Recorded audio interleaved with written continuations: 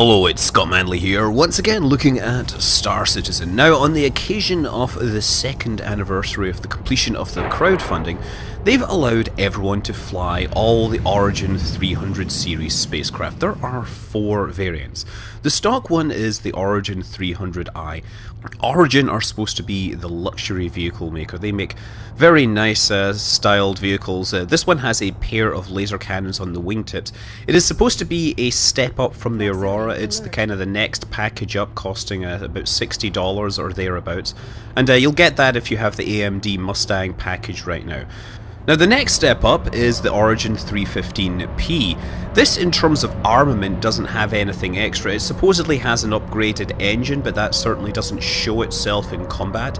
It is designed for exploration. It has a tractor beam and a jump point scanner, which are completely useless in the game at this time because, of course, all you can do is fly around an arena and shoot at other players. That doesn't really involve scanning down jump points. Next step up is the 325A Origin, which is the militarized version. It has missiles and it has this nice mass driver in the nose. So for the Arena Commander mode, this is absolutely an upgrade, with the extra nose gun and the missiles making a difference to your combat effectiveness. The specs also suggest that the shields might be better, but that's pretty hard to tell when it's so hard to compare things. Now, before the 325A was added, the regular 300 series trainer included the missiles, but that is no longer the case. If you want missiles, you have to go and strip them off some other spacecraft and fit them to your 300.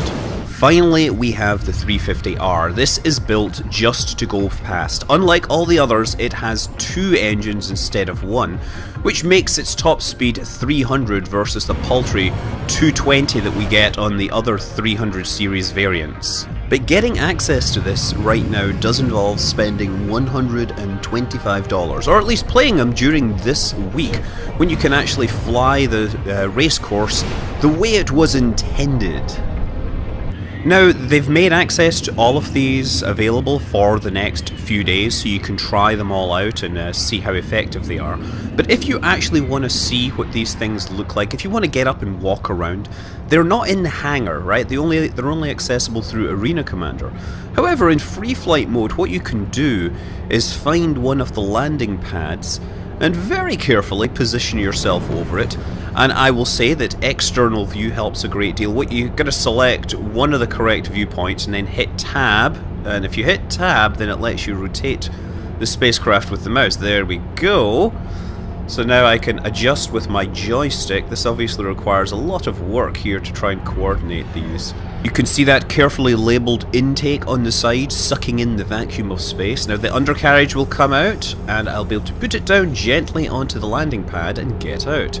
Here we go. Oh. Well, I didn't expect that to happen. It was going very well until it crashed.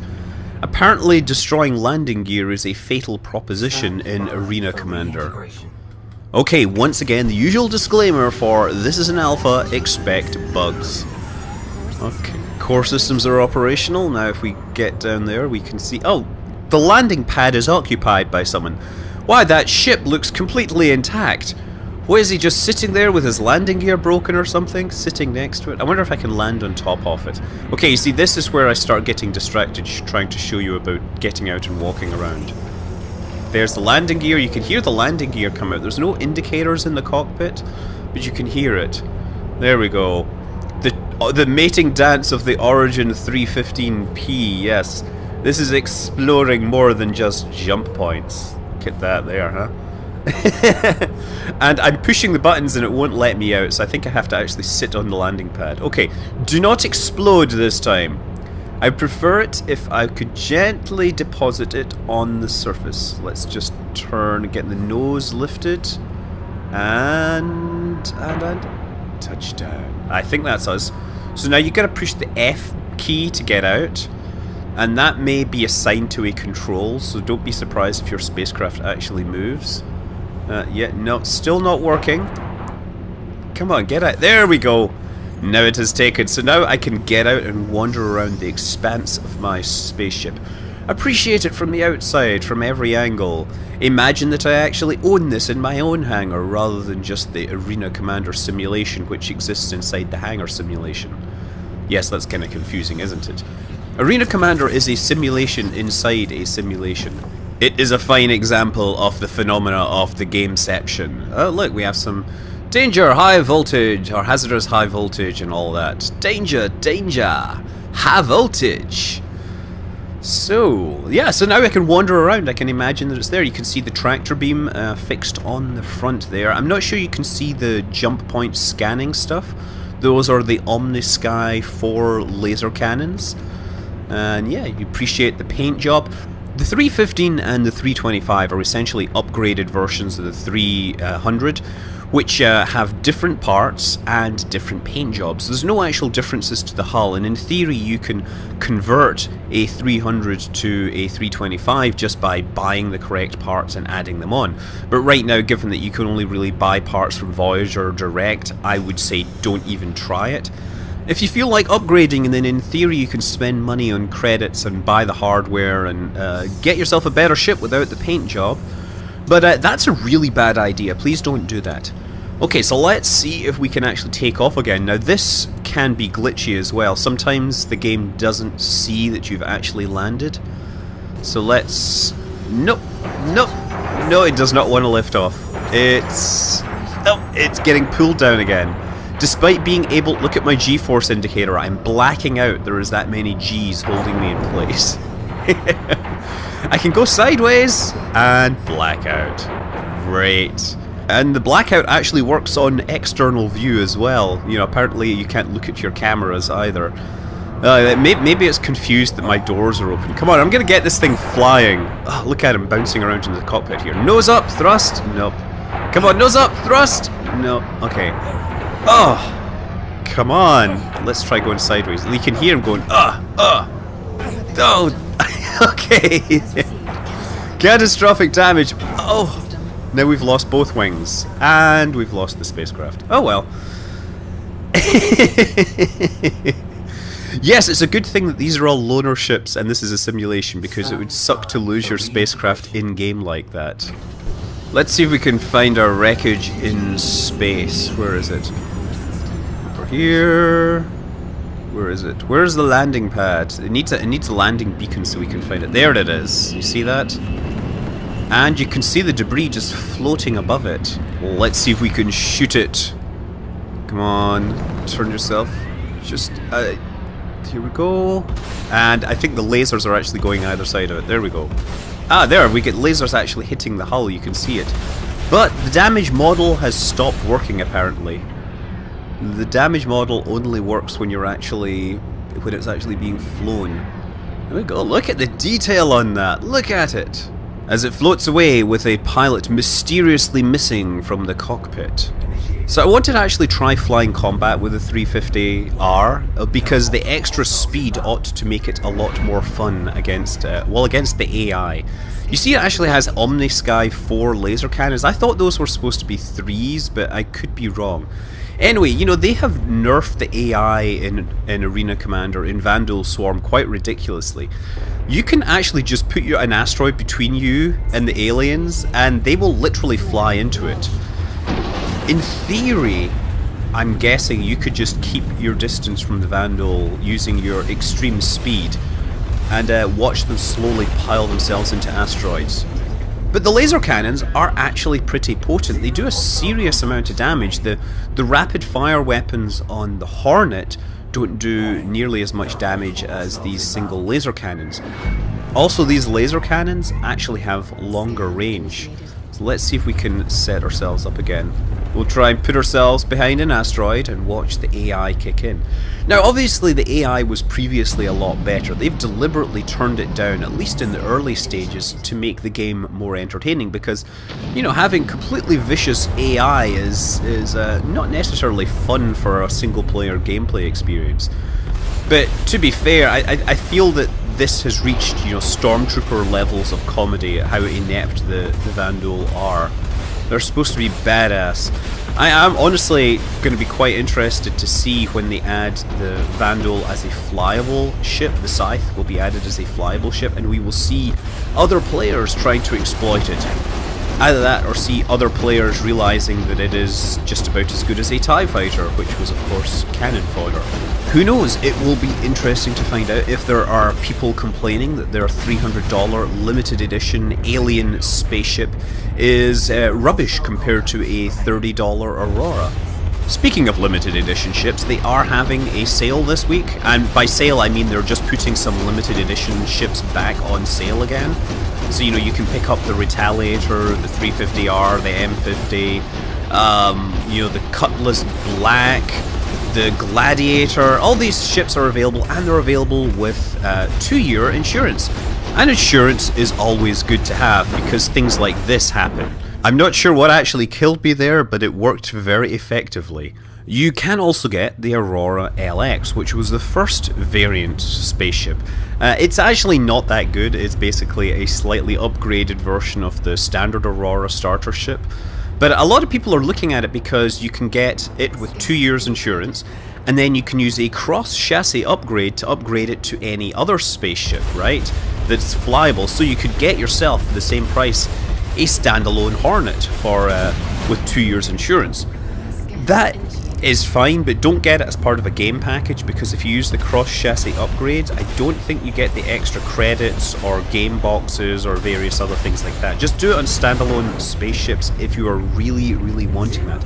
I was also saying that, you know, you shouldn't spend money on the Voyager Direct guns and stuff. If you really want to upgrade your spaceship, buy a better spaceship. The reason is that if you spend money in the Voyager store, you don't get to keep it in your hangar, whereas if you spend money on a spaceship, you can always melt it down and get it back as store credit. So it's a much better way to go if you can avoid, you know, I'm not dissing the Voyager store if that's what you want. I'm just saying that on paper, if you're just paying to win, it makes more sense to buy spaceships rather than standalone guns.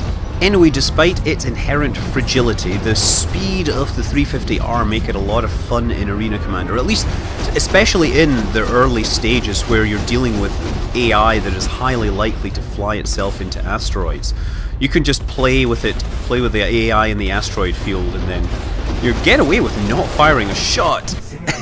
And so we finished at only stage 6 with the Vanduul living up to their reputation. Now you can also use this in the PvP arena, it flies just fine, and again you can have a lot of fun, you know, letting other spaceship crash into things. The humans don't seem to be quite as good at flying into asteroids as you are, but you know, if you don't let them, they will almost certainly never catch you. The problem you will face is that your guns don't really do nearly as much damage as a fully loaded Hornet, so you are at a damage disadvantage.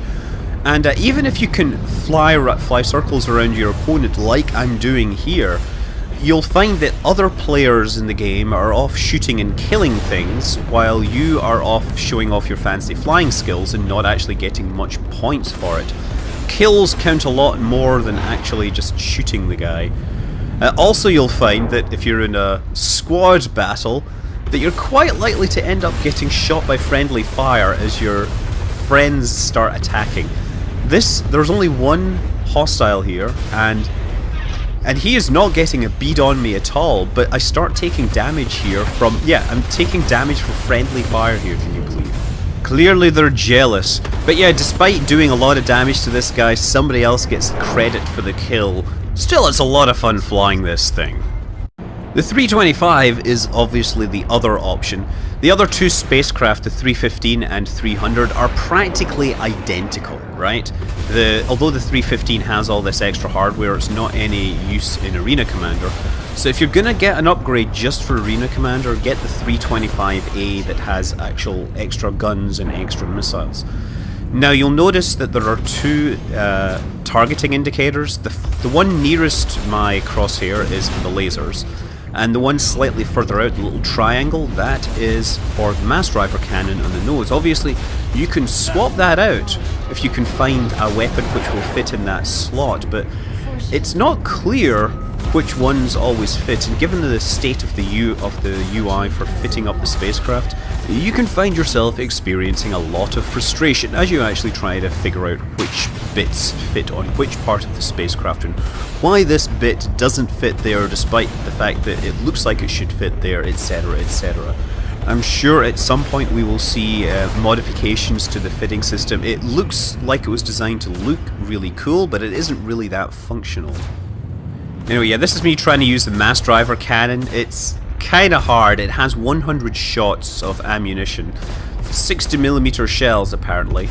But the ones on the wings, those are lasers, and those have infinite number of shots, but they do happen to overheat and slow down their firing. So obviously using those together takes a bit of work, given that they target two separate locations. So it's very rare that firing all weapons actually makes sense.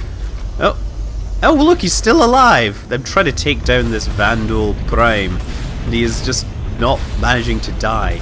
At this point, I'm not sure it's worth wasting a missile on this hobbled target. There, killed Vanduul Prime, little king. You can see that even at 3 kilometers out, my targeting indicator comes up, indicating I'm in range. So, you know, if you want, you can really exploit the range on these weapon systems to keep yourself out of the fight. And again, given how terrible the AI has been made to be at this time, you might actually get plenty of kills from that and from the AI just flying into asteroids and stuff. The missiles are undeniably an upgrade, but it does kind of feel weird that they took the missiles off of the trainer version, so people that were previously flying 300s with missiles and guns now just have guns, unless they happen to own the military version, which is like $25 more. Once again, you know, in its current state, it is absolutely undeniably pay to win. But this is not its final state, of course, and this is specially set up for fundraising to try and encourage people to spend money on the game to make it the most awesome space game ever, or something like that, right? Obviously, I'd like them to make the best space game ever, but right now, you know, it's not released. It's certainly a bunch of tech modules held together. The best space game is obviously EVE Online. The best space game where you're actually flying things is probably Elite Dangerous, or probably X3. X Rebirth! Oh dear, yes, we really wanted that to be amazing. And for pure mission-based space combat, you can make a solid argument for Diaspora, the Free Space 2 total conversion that turns it into Battlestar Galactica. Definitely worth having, but yeah, one day this will be great. So anyway, check out the Star Citizen anniversary sale. As I said, it's not really a sale because nothing is getting put out cut price, except on Friday, I believe. On Friday, they're going to be selling the Javelin, which is going to be the largest spaceship yet. It's going to be something like 250 meters of pure military awesomeness, but it's going to cost you $2,500. However, at the same time as they're selling that, they're going to sell several thousand Aurora packages at half price. So if you want to get into Star Citizen, pay attention for this, and you might be able to get in cheap. Anyway, until then, I'm Scott Manley. Fly safe.